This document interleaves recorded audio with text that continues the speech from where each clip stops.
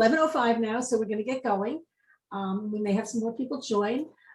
Hello and welcome to the Renowned People of Manchester, presented by the Manchester Historic Association. And my name is Iris Altilio. I'm going to be your AARP host today. I do want to let you know that we are recording today's presentation. So if you don't want your face showing up on the video, feel free to turn off your videos on your camera. Anything that happened before now is not going to be recorded. So our canned speech, first of all, to promote AARP. AARP has been promoting the health and well-being of older Americans for over 60 years. Here in New Hampshire, the AARP staff and volunteers work together to make our community a friendly, livable place to work, to play, and to explore for people of all ages, not just seniors, and to work closely with the community stakeholders to make our community an even better place to live. Additionally, we strive to bring you informative, innovative, and fun virtual events, just like today's presentation, and all the ones that we have been doing with the Manchester Historic Association, as a means of connection and inclusion. So Daniel, next slide, please. I have to go to my next slide, sorry. Before we get started, I just want to cover a few housekeeping items. To eliminate background noise, we're going to ask you to stay on mute during the presentation. You know you're on mute if you have a line through your microphone. And you're welcome to appear on and off or off camera, as we just said, because we are recording. But if you want to be off camera, just click on your stop video. Make sure you have a line through the camera and your picture won't be recorded. We do want to hear from you today, though, and you're on mute, so you can't talk to us. So please use the chat, which can be accessed by the chat button on your Zoom control bar. And if you don't see the chat button, look for 3 dots. It's under the More. Type in your questions and comments and type where it says type message here. I'm going to monitor the chat throughout the program. Daniel will address your questions at the end of the program. And finally, if you do want to rename yourself so we recognize you in the chat, to do this, move your cursor. I have to read this. Move your cursor into the upper right of your own image and click on the 3 dots and click rename. Using just your first name is fine. I had to look that up because my fingers and my brain don't always work together. Next slide, please, Daniel. And now we're going to, no, next one after that too. Okay, well, here we go. So let's welcome today's presenter. Daniel Peters is the current archivist for the Manchester Historic Association. He holds a master's degree in public history from Southern New Hampshire University. He's also an Eagle Scout from Manchester Westside Boy Scout Troop and a decorated disabled combat veteran. During his service in the Army, he received 16 different awards in the short 3.5 years he served his country. One of those awards was the Purple Heart, which he earned in Afghanistan in October of 2006. For the better part of the last decade, he spent his career studying Manchester's and New Hampshire's rich history. Daniel also works as a freelance photographer and archival consultant in the Southern New Hampshire area. He's dedicated to collecting, preserving, and teaching New Hampshire's past, and we're really interested in hearing what he has to say. So Daniel, turning it over to you. All right, thank you.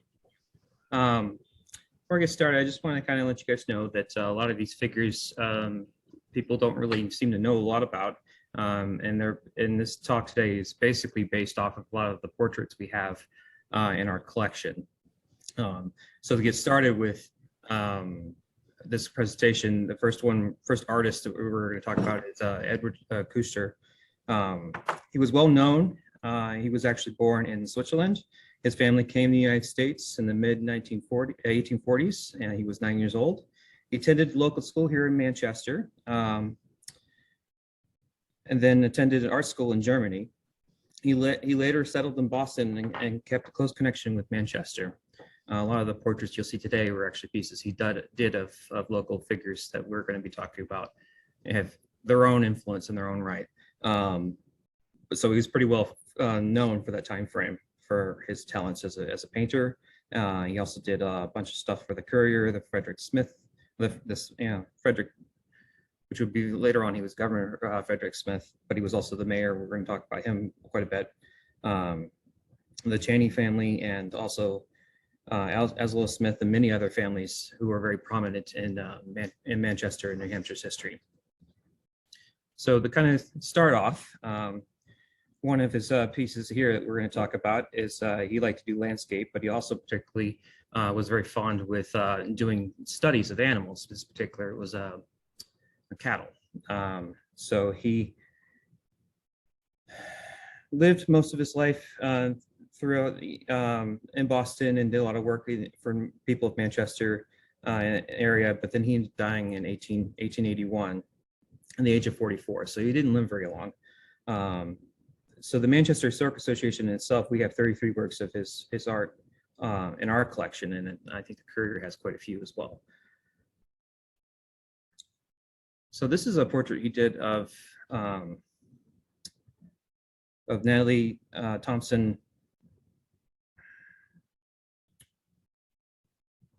So let's see here.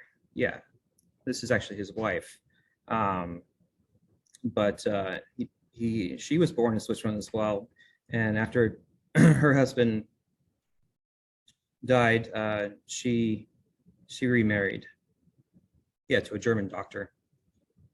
So Emmeline Kruster, which is another prominent Manchester guy, which we're about to talk here about. And this is her husband that she remarried later on. He was a doctor, he was a medical doctor. He actually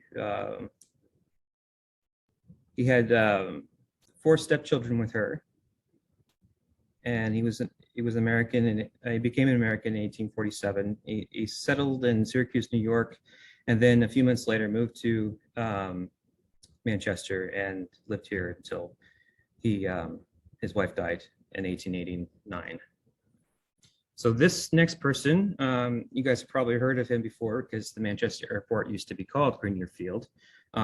Jean Grenier was born in Manchester, November 24th, 1909. Grenier was a graduate of the Manchester West High School and University of New Hampshire.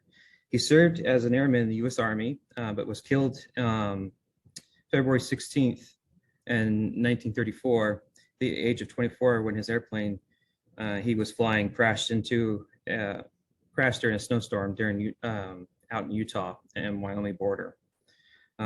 He had been assigned to explore the airmail routes for Chaney and Salt Lake City, following the orders of the President Roosevelt to have the Army take over the airmail delivery services for commercial airlines. So essentially, it was kind of early in aviation history.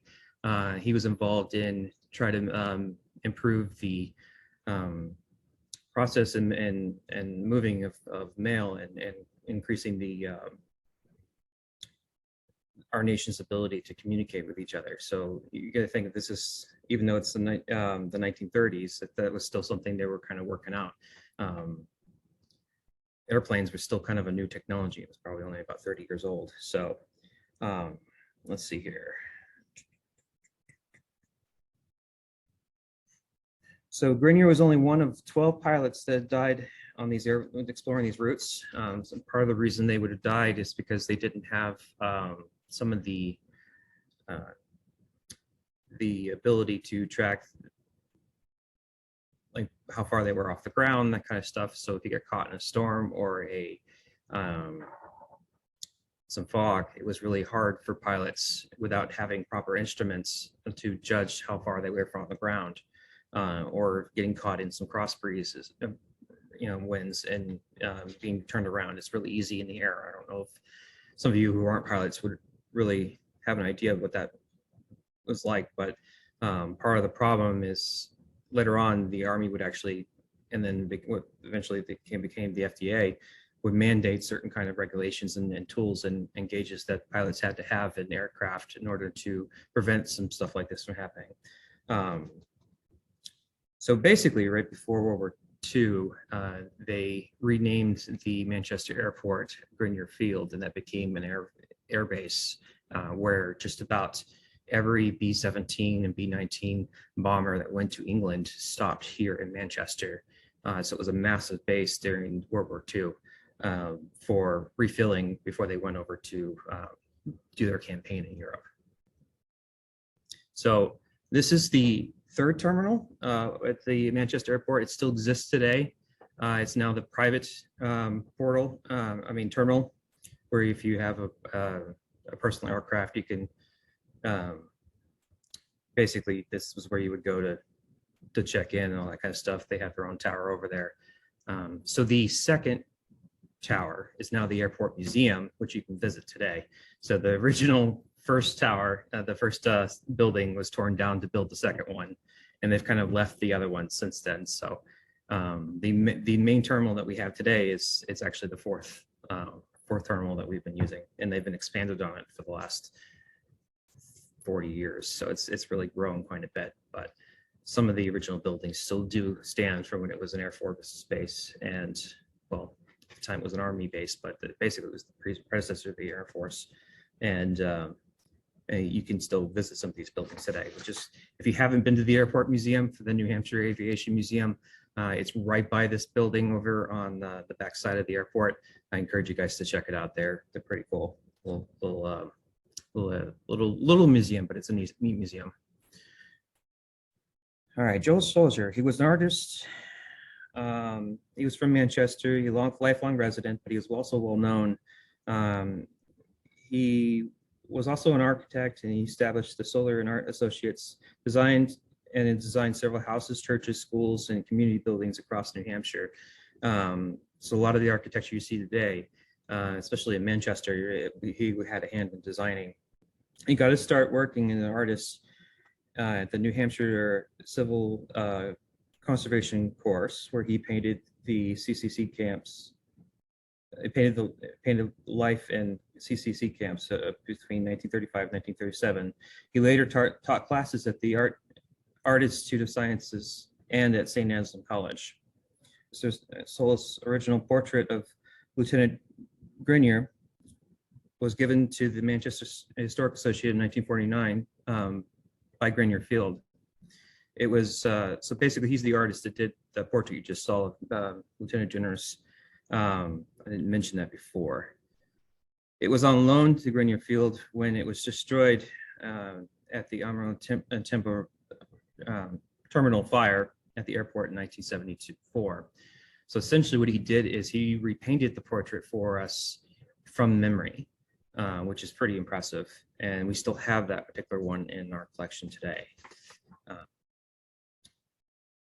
So Alonzo Elliott Jr. So a lot of people don't know he was actually a junior. So in some ways, this gentleman's father was actually more important to the city of Manchester than he was, but Alonzo was actually more famous.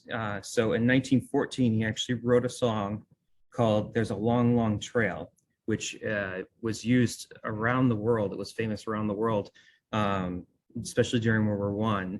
And you hear a lot of in that from that time frame. He was born here in Manchester, and he composed and wrote songs for his entire life. A lot of times he went by Zoe Elliott, basically he wouldn't have to go by Junior. So they were on, they grew up very much on the North River Road, and he was basically famous for that. He actually attended Yale for composing music, and then he also served in the during World War I. He served in the Army's National Band as a composer and a songwriter and musician. So here is the sheet music from that time frame of So There's a Long, Long Trail. If you haven't heard this song, I encourage you to look it up. It's pretty cool, and it's very. It was, to say it was real famous at the time is an understatement. So the British and American troops especially used it as a way of rallying themselves, you know, when they were on the front lines in the First World War.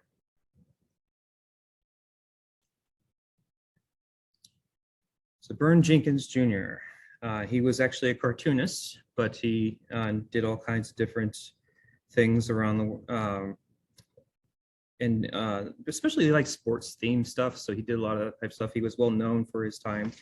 He, particularly in the 1930s, would do stuff for the New York Journal and the New York Journal American. It has been said that he, as a cartoonist, Jenkins was heavy line style, that pronounced stark and humorous images. He also served during the World War II, and also continued to serve as a cartoon illustrator during that time frame. So while he was in the army, he still continued to try to bring people joy and a little bit of happiness. That's just kind of cool. All right. I'm rushing through these a little bit, but we have a lot of people to cover here. So let's see. James W. Hill. So you've probably heard of Weston and Hill Dry Goods Company in Manchester. So that was very big. It was one of the bigger companies in the turn of the 20th century into the 1940s. Pretty much, Mr. Hill lived from 1857 and he died in 1941. But he was a very prominent figure in Manchester's, I guess, leadership community. You should call it. You could call it. He had all kinds of influence in different business circles. He went into business with Joseph R. Weston, which is where we get the company that was on Elm Street for a while, and during the Victorian age, so the 1880s. But they mostly sold like dry goods, so they sold all kinds of different flours and like powdered flour and like oils and basically cooking utensils and cooking foods. So they were kind of based around like a wholesaler kind of company to help farmers and restaurants basically produce the things they needed to for New Hampshire area, but they did business around New England. And it eventually became a department store. So they started expanding into other aspects, and it was a very prominent business in the 1830s and 40s. So you can tell just by some of these advertisements, where it was located. It was right downtown, right there, and it really had an impact on how the city developed and really developed our economics in that aspect of being well connected. And he was one of two major companies. There's another one that there's all kinds of different companies that existed in Manchester, but there's one in particular that they partnered with a lot, and there was a lot of furniture. I remember the name off the top of my head. I should have wrote it down here. But yeah, so they had pretty good connections in that aspect. He was also the artist Ulmer Lasson actually painted him, which is, I think we go back, is it this one? Yeah, so that's the Lasson right there. Later on in life, which was another artist who taught at the Manchester Art Institute, which eventually became the New Hampshire Art Institute, and now it's part of New England College. Keep track of the evolution there.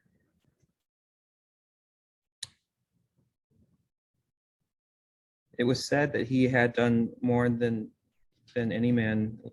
It was said that Mr. Let's see here. Make sure I'm reading my notes here. So he had so Lasson had basically a rare ability to paint any style and any expressionism, realism, cubism, and abstractionism. So he had quite a talent for essentially doing different types of art. He also did a self-portrait here, you could see, but he was well known for that. And it was said that he had done more than any other living man living in New Hampshire with his ability to map and artistry. So he had different talents. He was one of New Hampshire's more famous, I should say, 20th century artists in that aspect. His wife, Louise Pickens Lasson, was also a jewelry maker and a craftswoman who he met at a watercolor class. Louise was actually the niece of James W. Hill, the last person we were just talking about, the businessman. So after Mr. Hill's death, Ulmer and Louisa inherited his home at 269 Hanover Street. in Manchester, and then the portrait was done as a memorial. So essentially, that painting was a way of honoring James W. Hill or after he died. So we own, the Manchester Historic Association actually owns several of Lassonde paintings, which we've been on exhibition a couple times over the last couple of years, and occasionally we'll pull them out of the collection for people to see. And there's actually several around the state, and I believe Courier has a lot of them too.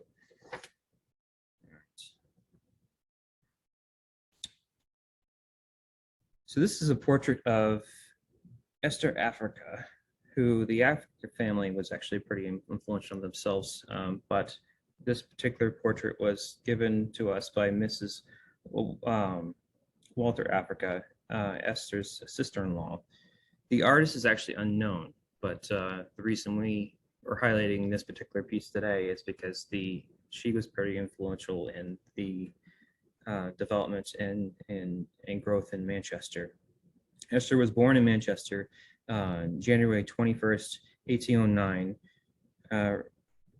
named after her mother's sister, A. Esther Cunningham. So it's suspected that she was maybe about 4 years old when this particular painting was done, and she was the daughter of Walter and Monique Africa.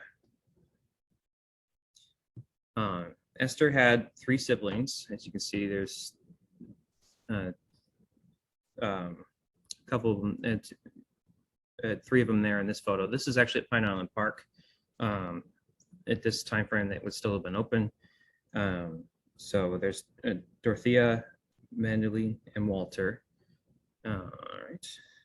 They had a home over at 87 Harrison Street before they moved to 464 Chestnut Street, where Esther would live most of her life there with her mother and her sister Dorothea. The house is still standing and currently owned by attorney Carthy Green. I don't know if that's still true or not, but I should have checked that. So we actually gave the family who actually still owns this house an award not too many years ago for Internet Preservation Awards for preserving this particular house. You can see it's very, this picture was probably taken in 2014, so it's fairly modern picture in the aspects of our collection at least. So, but it's still there, it still stands, and still being taken care of and loved and cared for today, which is pretty cool. Expand on her a little bit more. She went to Webster School. This is a picture from 1905. And she is the third in the, she is seen in the image 3rd row, 2nd from the left. So 3rd row, 2nd from the left, that's her. Esther is very creative and became known as the family's artist. So one of the reasons why we're highlighting her is because of her ability to do different things, and she actually would do stuff like this for her own birthday. So here's a cake that she decorated for George Smith's 93rd birthday, which is another prominent family in the area.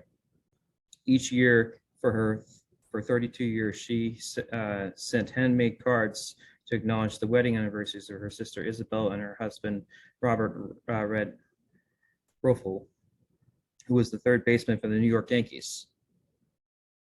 These creative cards were made from various materials and include the words encouragement to couples. All 32 of these cards of the collection are in the Manchester Historic Association, donated by Esther's niece, so Isabel Africa Rofel. So we actually have an extensive collection from her of different things she's done, but she's also very prominent in the aspects of like her ability to be creative and to be she was kind of one of those people who was infamous for New Hampshire's history. So it's hard to really like highlight somebody like her because most people in modern days haven't heard from her, but she passed away in May 1967. So she's been gone for a little while, but occasionally you still find some people who come in and will ask about her and want to see some of her artwork. But we have all kinds of different things from her in our collection, which is pretty neat. And this is an image that's actually in the museum, blown up on one of the walls, but this is the Africa family out on a community out, or a family outing, and they're all on the trolley that used to run through Manchester. It's very iconic kind of picture of some people enjoying the trolleys that used to run through Manchester.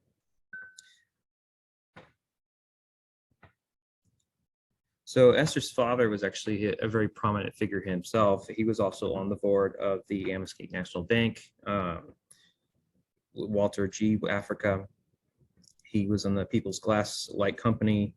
He was a trustee for the Masonic Home, the president of the Chamber of Congress, board of the Chamber of the YMCA of New Hampshire, and a member of the Manchester Rotary Club and Deerfield Club and the Odd Fellows. So he was a busy guy as well, and very well connected in New Hampshire's history for this time frame.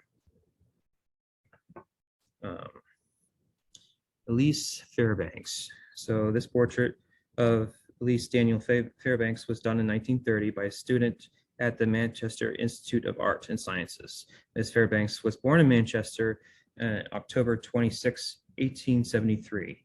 She was the daughter of Mrs. or Mrs. Henry Fairbanks. Mrs. Fairbanks attended Manchester schools. So she was a graduate from Wesley College, 1809. She returned to Manchester and began her 46-year career teaching social science at Manchester Central High School. So she was pretty well known for influencing Manchester's Central High School students, and she is actually in their Hall of Fame, I believe, of one of the more popular people from the Manchester area.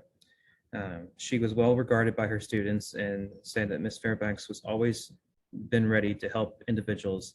She made every person feel that she was interested in him or her and only them. We feel that Miss Fairbanks is one of the most interesting history teachers, as she traveled extensively and told us many amusing incidents on her travels.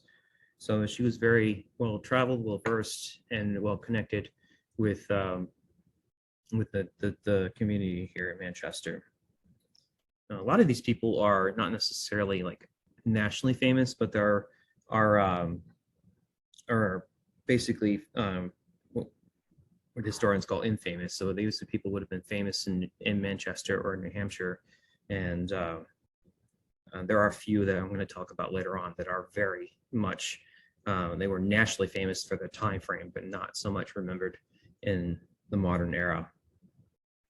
So the reason I have this up is this is actually, she was a member of the Franklin Street Congregational Church, where she taught Sunday school and was a member of the church's standing community and women's union. So she was very connected with women's rights and stuff like that here in Manchester. She also was a member of the 19th Century Club, the Manchester Institute of Art and Sciences, and was a member of the Daughter of American Revolution and New Hampshire Historical Society. And she served as the secretary of the Manchester Historical Association for several years. So she was very involved in our institution as well. So if you don't know about the Franklin Street Church, it actually was located over by City Hall. At one point, it was used as our library before we built the current library was used, built in 1914, and it's gone now. It doesn't exist anymore. But this is actually her home. It still stands. She died in June of 1915, and this is at 1189 Elm Street, or Union Street. Excuse me about that. So, with that said, I just mentioned not too long ago that there are some infamous people for Manchester and New Hampshire's area, and then there were some people who were nationally famous and then internationally famous. George Washington Morris Nutt was one of those people who was internationally famous in the 19th century. Most people never heard of him. He was an entertainer, and he was actually worked for P.T. Barnum, which was one of the main figures for the circus of the 19th century. And he was actually renamed, or his stage name was Commodore Nutt, which he was the partner for Tom Thumb. So most people have heard Tom Thumb, but haven't heard of Commodore Nutt. This particular painting was done when he was much younger, but it was done by Franklin Holland of George Washington. Franklin Holland was the artist. This is a watercolor that was done later on, long after Nutt had passed away in 1920. So this is done based off of pictures and stuff we had of him. But it was kind of a memorial one for him. Commodore Nutt was born in Manchester in April 1st, 1848, to the Nutt family. And for those of you who are familiar with the Manchester area, there's actually over on South Willow Street still a pond called Nutt's Pond.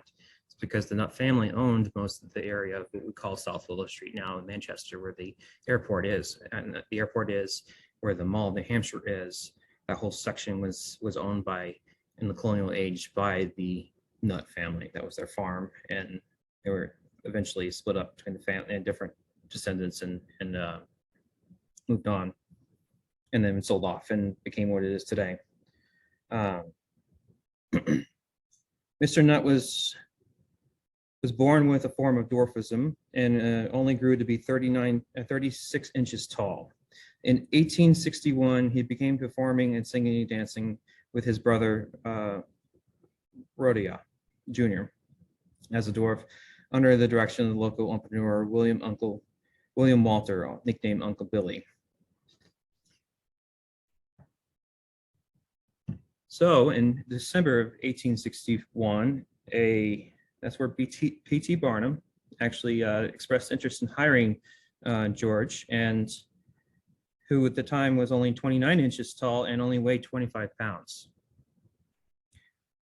He joined the act, but P.T. Barnum signed him on for a 3-year contract for $30,000, which in today's modern translation, that's about $9,086,000 for 3 years. So that's roughly $329,000 a year. Not bad for an opening contract. P.T. Barnum gave him the name Commodore Nutt, and often referred to him as the 30,000 Nutt. So if you actually go down to the P.T. Barnum Museum in Connecticut, you will actually find some artifacts there on display from him. We also have some artifacts from him, but the most thing that he is probably famous for is his association with Tom Thumb. But he also did all kinds of different things. He traveled around the world pretty extensively, anywhere from in the 1800s. This is pretty amazing that he went all the way to Japan. He performed in China, Australia, Persia, Germany, Austria, France, Russia, and England. He performed for figures like Abraham Lincoln and Queen Elizabeth of England. Commodore Nutt, Commodore left P.T. Barnum after his contract ended when he was 27, and began running a theater and traveling show, which proved to be unsuccessful venture. In 1879, he met and married Lydia Hershey, a 5-foot-tall woman from Oregon. Commodore Nutt died in New York City in May 25th, 1881, at the age of 33, and his body was returned to Manchester, where he is buried beside his parents in Melrose Cemetery on South Willow Street. So that is just right behind the Mall of New Hampshire. You can still visit his grave today. It's not very prominent, which you think it would have a bigger marker, but it's basically just a little piece of granite, which is kind of a shame in some ways for someone who was so famous in the 19th century. We do have several things in our collection from him. Sometimes we put them on display. Not too long ago, we had his uniform on display. We have different props he used when he worked for P.T. Barnum. We have his gloves, we have some shoes, and all kinds of different neat things. The thing that he's probably the most talked about event was his rivalry with Tom Thumb over a particular woman, which Tom Thumb ended up getting married to, which the Rockefellers actually paid for in New York City. It was a big event. You can see here on the right is the picture from their wedding of them getting married. Which is pretty neat.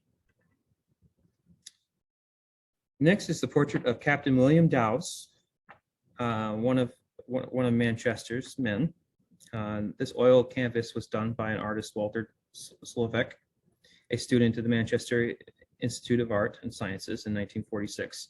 Captain Dowse died, and his body was buried at sea in May 26, 1945, at age 25. He was on his way home after serving 3 years in the Phoenician Islands and New Hebrides and New Guinea and the Philippines during World War II. Captain Dowse graduated from the University of New Hampshire in 1941 and became a second lieutenant of the Reserve Officers Training Corps, ROTC, and entered in the armed forces on September 23rd, 1941. Captain Dowse was survived by his wife and his daughter Carol Ann, who he never met. So basically he got married, went to war, and didn't come back. He was well liked in the community and well connected, which is why we have this particular painting in here. So the other reason why is because after his death, Captain Dowse's father requested a special grave marker for his son, for his sons, only to be told by the federal government that no such marker exists. This rejection sparked an interest in Mr. Dowse to create a monument in honor of those lost at sea, which is Snell stands out at right now.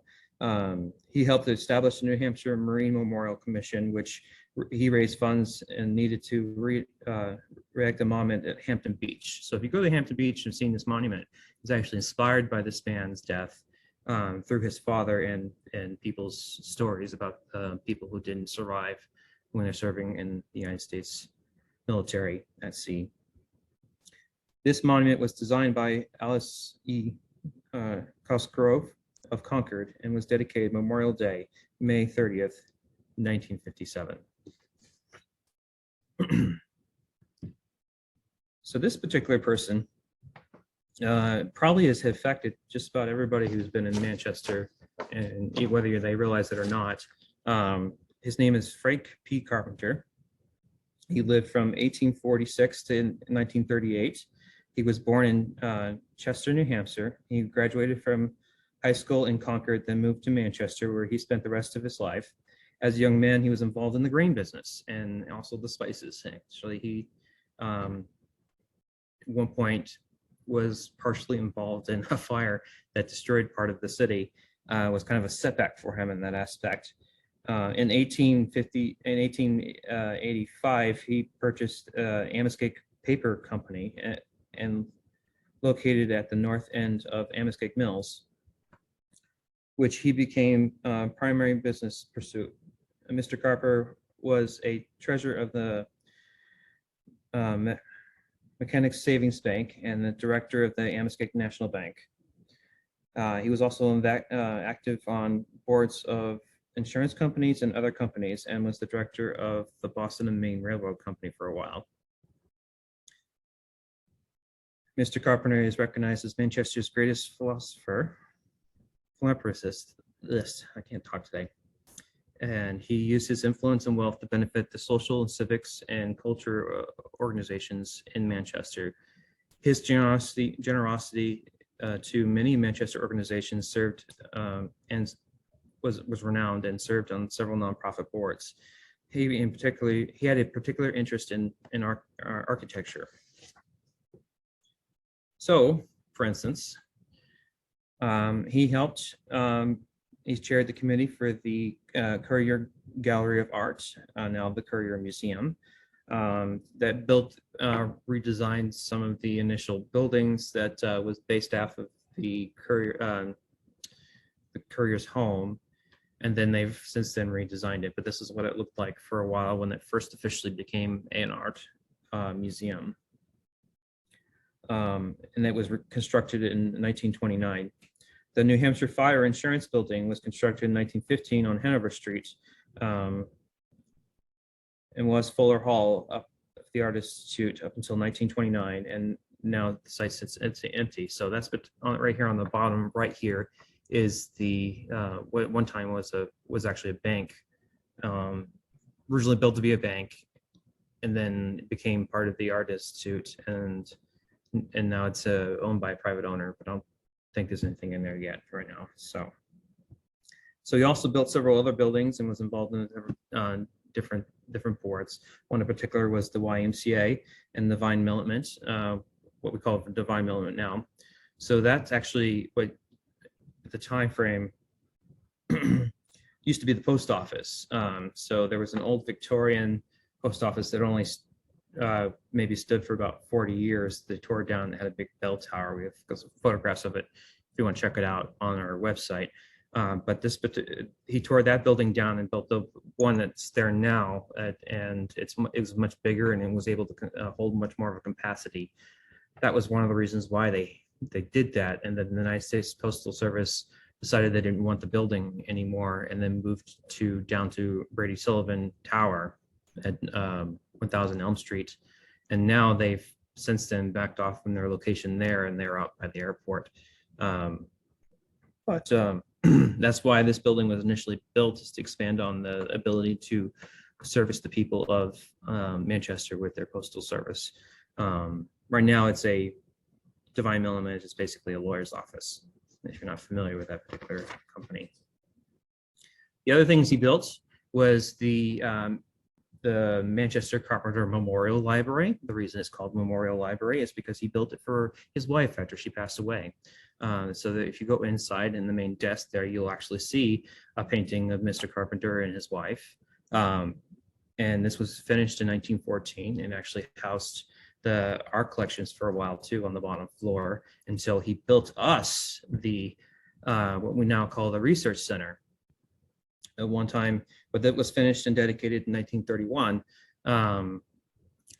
to the Manchester Historic Association to house our permanent home for our collections. So it's all four of these buildings are basically, I think he used the same architect. I don't remember the name off the top of my head. I should have wrote it down here, but it's a lot of the materials is local source. So a lot of the granite came from this area.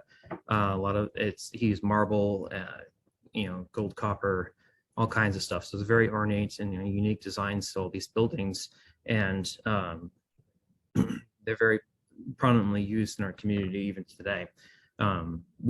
This is actually the location where we had the museum up until 2001, where we opened the Milliard Museum, where I'm actually sitting today. But it's still used as an archive and houses our most of our collections. So it's still being used for its original purpose today. At the time, Carpenter was also our president of our trustees. He generously donated to several other institutions like the Boy Scouts, for example, Camp Carpenter. He gave them that, and he put it in a trust, so they could never sell it, but they could use it for all kinds of different purposes. And he gave quite a bit of an endowment to several of when he passed away, to several people or different nonprofit institutions like the YMCA, the Boy Scouts, and of course the Manchester Historic Association, the Currier Art Museum, in order to help ensure that they were able to survive in the future. So he's a very generous man in that aspect of being able to give to a lot of different institutions. He made a lot of his wealth. He married into the Blood family, which Annitas Blood he owned Manchester Locomotive Works. He was one of the original founders of that institution that manufactured steam fire engines and train engines, essentially. But they also made different equipment when that business wasn't lucrative, like lumbering equipment and different manufactured and different machines for mass production and stuff like that. So the Blood family is kind of an important aspect of this too, is where he inherited some of his money. Other part of it is that he inherited it through his good business sense and being connected into the right boards and having good luck in that aspect of, to raise his money. He basically came up from nothing and moving into what we call basically a multi-millionaire now, just from his interactions and his important impact that he had on the state's economic development of his time, basically from the Victorian age. His house still stands. It's over on 1800 Elm Street.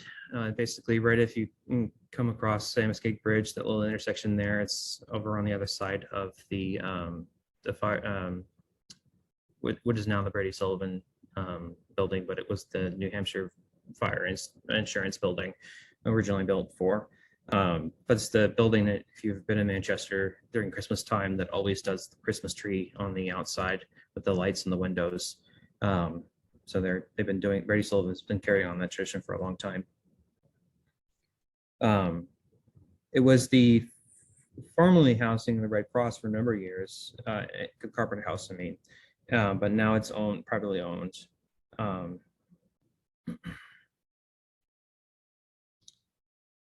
see here. All right. So the next artist I want to talk about is Henry Walker Herrick. He was born in Hopkinton, New Hampshire in 1824. His father was a merchant and a lumber dealer, which a lot of them back then were like that. If you lived in New Hampshire and you weren't a farmer, you had to have some kind of hand in some kind of lumber, because that was the New Hampshire's main resource in the 18th and early 19th century was our forestry. He was encouraged to develop his Mr. Herrick was encouraged to develop his artistic talent by his mother, who was an amateur painter. She studied under Judah Morris, and the father of Samuel P. Morse, an inventor of the telegraph. When he was in his teens, Mr. Herrick studied wood engraving and traveled to Tennessee to work as a painter on miniature portraits. When he was in his 20s, he served in the National Academy of Design. He later worked as a book engraver and producing works other than artist productions, and also created original engravings. In 1852, Herrick was hired as a teacher in a new school of design for women in New York, and later became the principal. He stood for equality of pay for women and engraving tools. He also began working full-time as an engraver in 1858 and contributed many illustrations to the Harper's Weekly magazine, which was popular during the Civil War. And they also did like publication as well. So here is a sample of one of his works. Mr. Herrick came to live in his family's home in Manchester in 1865 in order to care for his elderly mother. He was active in the First Congregational Church and was the founder of the Manchester Art Institution. He contributed his work and his engravings and publications in New York and Boston, and continued to contribute his work to that particular places. Starting in 1875, he evolved into watercolor painting. So basically he expanded on his abilities, which became a favorite medium. Manchester Historical Association owns 80 Herrick paintings and drawings, and he died in 1906.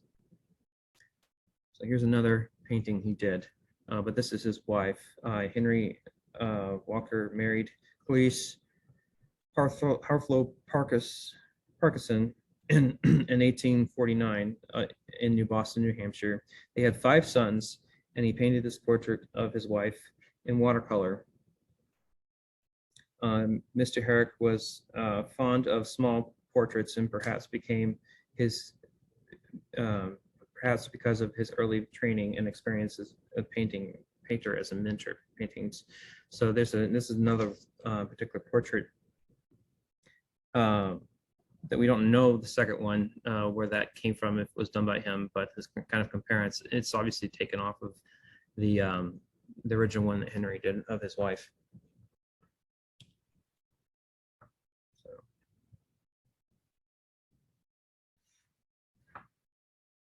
So here's another one.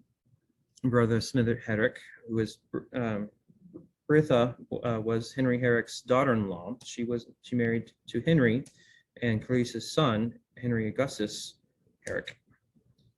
The portrait was completed using a photograph of Bertha as a child, as you can see there, right? So he basically did a reverse version of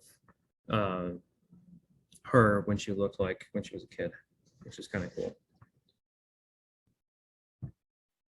And then we're going to get into some political figures here. So this particular person here, Samuel Dana Bell, was the first justice of the police court for the Manchester, New Hampshire, and eventually became the chief justice of the Supreme Court for New Hampshire.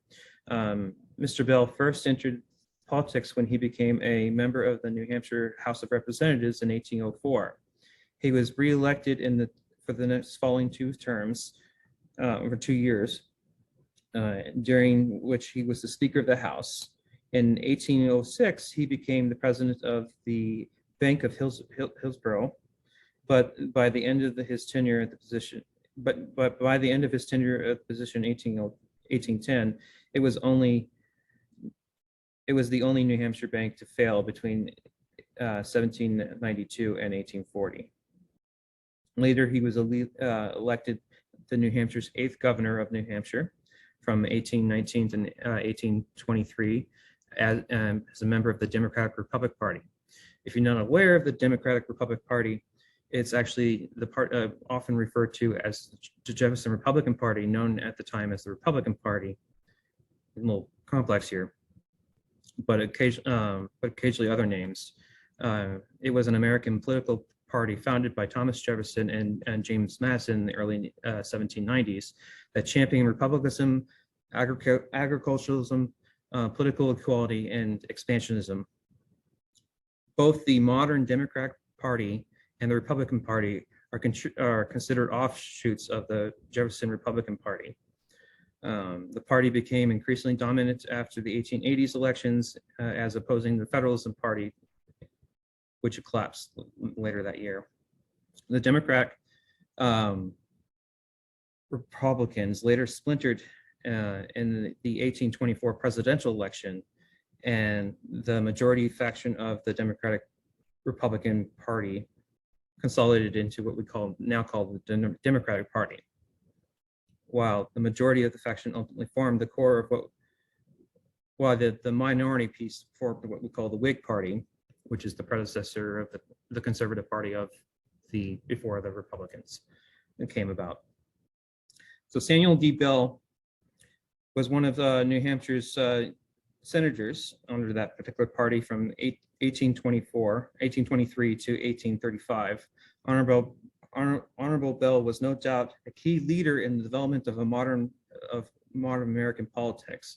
Samuel Daniel Bell bought land from Amherst in 1838, which includes a lot of the corner of Amherst and Chestnut Street, which is considered one of the oldest buildings still standing in Manchester, wooden buildings, I should say, it's still standing in Manchester. There are some buildings that are older, but they're made out of different materials, so this is a particularly important aspect of our landscape of our city. It was used it was used for a long time, up until probably about 20 years ago, as known as the Post Office Diner, and now is the Delicious Bakery, which you can still go in there and get stuff from today. They're open quite often, and they do pretty good food. So Samuel Newton Bell, which is his son, was actually born in Chester, New Hampshire in 1829.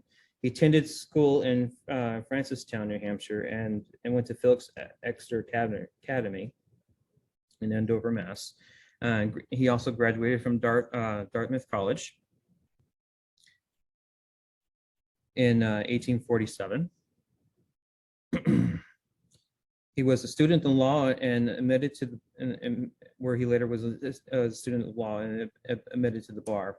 He began his practice in Meredith, New Hampshire as a Democrat and was elected to the U.S. Congress twice, serving from 1871 to 1873. So he was kind of one of the first members from New Hampshire to be involved in the Democratic Party and leading after his father's death, kind of taken on a piece of the party his father was involved in. After 1877, he returned to Meredith to practice law and invest in real estate. In Manchester, he owned a considerable amount of land around Rockrimmon and Lake Massabesic and Wilson Tower. Oops, I'm skipping ahead here. He sold off the land around Lake Massabesic to the city of Manchester, which then became owned by what we now call Manchester Waterworks. So he got a hand in helping to develop that. He was the president of several road companies and the vice president of the New Hampshire Fire Insurance Company, which was headquartered here in Manchester. Mr. Bell died a celebrated humongous in 1889 while he was visiting North Woodstock in New Hampshire. He's buried in Valley Cemetery on his family plot. This particular portrait we have here in drawing was probably done in 1859, around when he was 30 years old. So on the opposite end of the political scale, we have one of the most admired Manchester historical figures we have in our city's in history, which was Frederick Smythe. He pronounced it Smythe or spelled it with a Y. Originally it was with an I, but he did the Y because he wanted to be different from all the Smiths.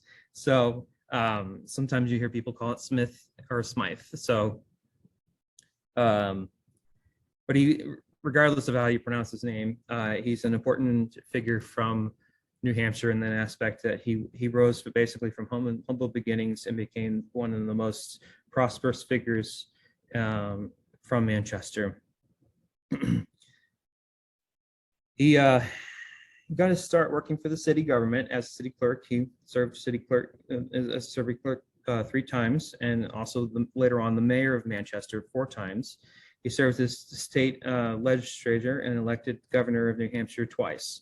He was one of the leaders on various commissions and influenced in several benevolent efforts to improve public welfare. He was also the founder of one of the founders of the Manchester City Library and Reform School, which is now this SNU Youth Services Center. He traveled widely through the United States and abroad, and observing and with keen interest in culture and commerce of places he visited. With his astute businessman eye and a published writer and an amateur archaeologist, his spectacular mansion, right there, was built off the bluffs overlooking Amoskeag Falls. It's still remembered by many Manchester residents today, even though it eventually faced destruction in 1969. So this was a prominent building that was in Manchester that was destroyed during urban renewal. It's one of the tragedies of our city, an aspect that is basically just a parking lot now. The other end of it, though, because of the destruction of this particular property, there was also some important findings that are important to the archaeology aspect of things. That's where what is often referred to by archaeologists as the Smith site. It's actually one of the few sites where it used to be a Native American burial ground. They found bodies and all kinds of different things that date back to 11,000 years ago. It's one of the few sites in North America that still stands today as one of the oldest examples that we can basically date in actually on the East Coast of people living in this particular area because they settled overlooking the falls probably. So, which is probably why he built with his fascination of archaeology, probably built his house in that particular spot, kind of wanting to expand on it. And there's some records that indicate that he used to, when he was doing gardening outside, he would used to dig up artifacts. He had an extension collection, which we also have in our possession as an institution. Yeah. So Henry Herrick actually did a painting of his house. This is the painting of it. To expand on Mr. Governor Smith a little bit, he was born in 1819 in Candia, New Hampshire. As a child, he worked at his family's hardscrape farm and attended local schools only during the winter because he was working on the farm during the summer, so he couldn't attend school. When he was 16, he worked for the Middlesex Mills down in Lowell, Massachusetts, and later in a hotel in that city. He taught school in Auburn and Hooksett, New Hampshire, before returning to Candia, local store, and spent one semester at Phillips Exeter Academy in Andover.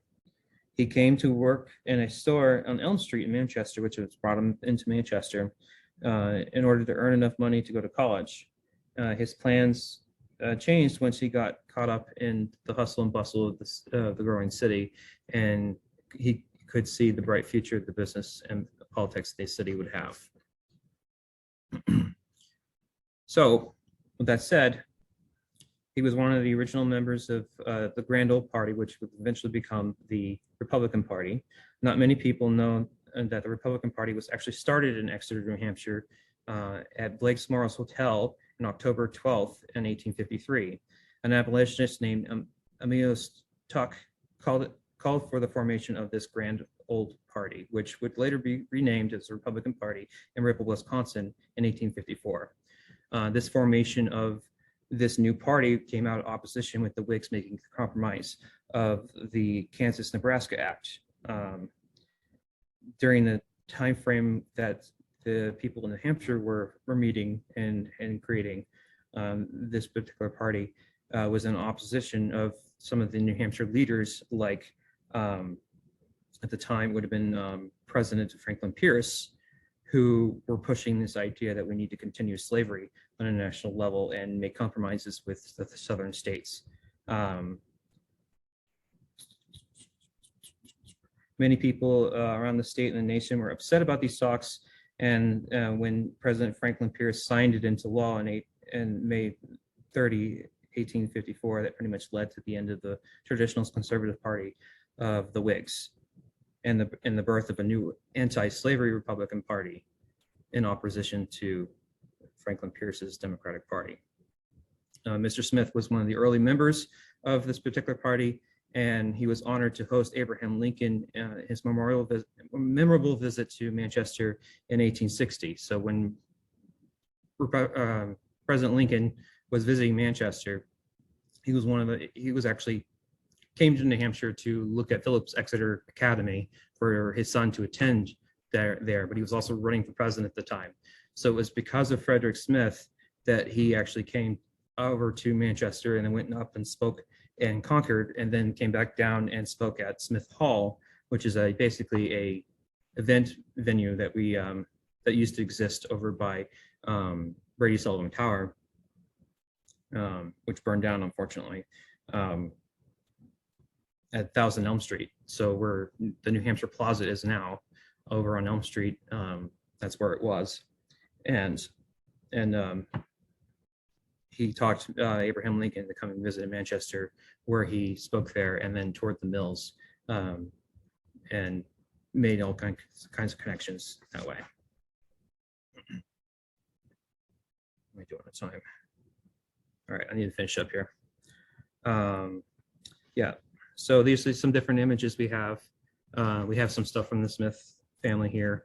I just wanted to talk briefly about another important piece that he contributed to the city, which is he owned the land over where not just the city, to the state of New Hampshire. He owned the land where the Veterans Administration Hospital is now.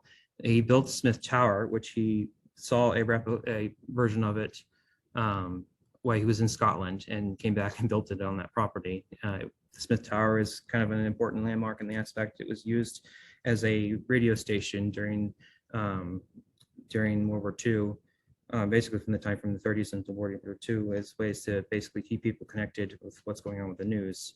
But the land that actually the VA owns is all built on the Smith land, which his widow gave to the city after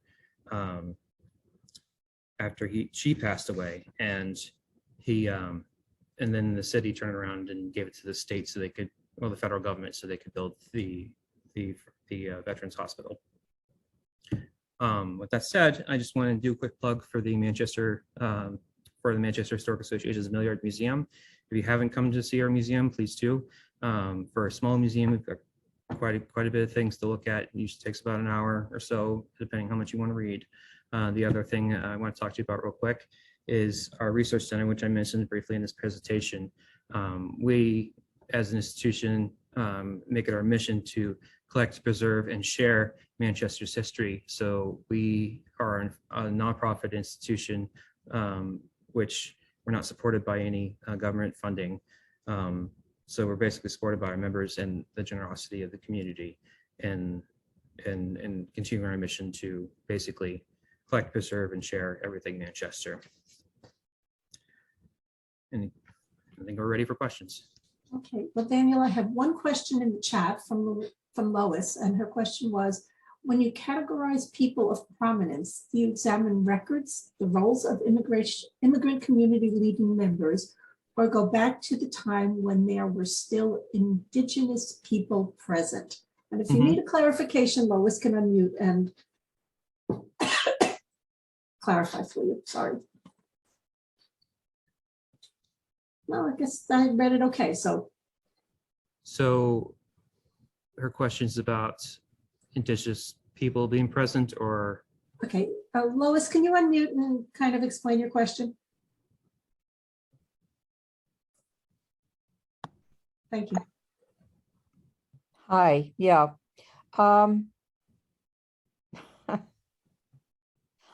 Whenever there's a historic presentation about prominent people, there is rarely, if ever, a mention of a person who is indigenous, or of an immigrant community, or of a minority. And we know from the work that is being done by the Black Heritage Trail of New Hampshire that we're leaving people out, at least from that community.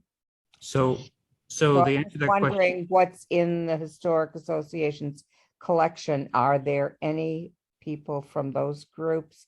Because the immigrant communities that came to work in the mills had to have leadership members who made a difference. And I just wondered if there's anything about them anywhere. there is a lot of these people were, I mean, like I mentioned, some of the people in this presentation were from Europe originally and moved here.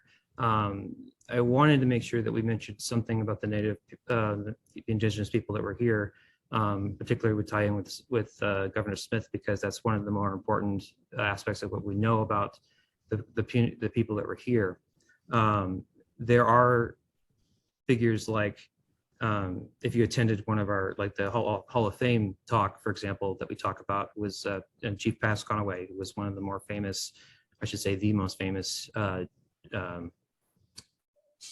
the chiefs that was that is highlighted in our history, with his interaction with the colonists and the aspects of what was going on here in New Hampshire. The other aspect of it is that a lot of the Black history stuff is just now being ironed out, which I can't quite go into yet. So that's why I didn't include it into this particular presentation, but we are involved in actually the parent institution for helping Stan Garrity, who is on the Heritage Commission, to basically put out more signs and creating some programming based around the Black history of Manchester. And then we are in talks, of course, of with enlisting help from the New England Black Heritage Trail. So those are all in the works right now. So some of those aspects of the history based around that, I didn't want to steal some of the thunder from that aspect, so I didn't include it in this particular presentation. But a lot of these people, like I could probably just do an entire presentation just on the Jewish people who came to Manchester, or there's some prominent figures that were Scottish or Swedish, or Manchester's been an immigrant city since basically its The incorporation entire into the city. state is, the entire country is. But I appreciate your explanation. It really does help. Thank you. Mhm. I don't have any more questions in the chat. If anybody who's on the call wants to unmute and ask a question, please feel free to do so. And while you're thinking about that, I will mention that I think most, if not all, of the previous presentations from the Manchester Historic Association with AARP have been recorded. So if you missed them, you can go back and watch them on the AARP website, which is now up on the screen, aarp.org/nh. Okay, I'm not seeing anybody unmute, so I'm going to wrap this up with my wrap-up talk, which is thanks, Daniel, for sharing your time and your expertise with us and for introducing us to what I'm sure is just a really small part of all the artists and other renowned people and places of New Hampshire. I think the Historical Society is a really fantastic wealth of information, and they're also a great partner with AARP, so thank you. Can I say one more thing? Do you Mhm. mind? I wanted to put in a quick plug from another particular artist from Manchester, which is John Rogers, which is actually an exhibit we have on right now, who was one of the first American artists to mass produce his arts.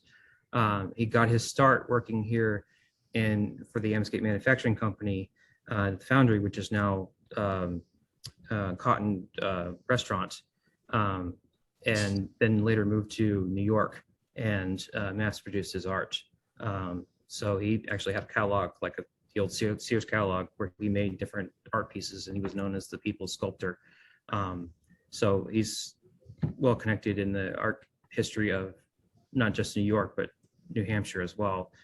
So the Lincoln statue at Central High School was one he did, and all that kind of stuff. So there's some pieces around, and like the Stark statue at Bennington, Vermont, and Manchester in Stark, New Hampshire is another piece he did, which we have the study here on display right now. We borrowed from the Peabody Actors Museum. So if you get a chance to come by and see it before it comes down, it will be up probably until the end of September.